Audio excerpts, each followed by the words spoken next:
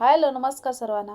तर खूप ट्रेंडिंगमध्ये असणारी डिझाईन आहे बघा. आता ही लेहंगा याच्यामध्ये भरपूर आलेले आहेत किंवा साड्यासुद्धा आलेल्या आहेत आणि त्याचा तुम्ही लेहंगासुद्धा किंवा अशा पद्धतीचे वन पीससुद्धा शिवू शकता. साईडला तुम्ही बघू शकता. मी अशाच पद्धतीचं डिझाईन होतं त्याच्यापासून मी एक फ्रॉक शिवलेले आहे आणि हा आहे तो लेहंगा रेडीमेड आहे, म्हणजे पूर्ण शिवलेला आहे.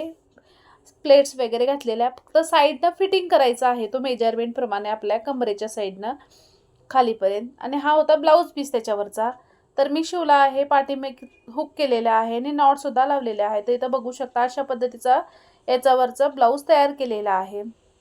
आता लेहंगावरचा ब्लाऊज त्यामुळे मी फ्रंट बंद आहे आणि पाठीमागे हुक केलेले आहे. 40 साईजचा आहे, मोठ्या साईजचा आहे.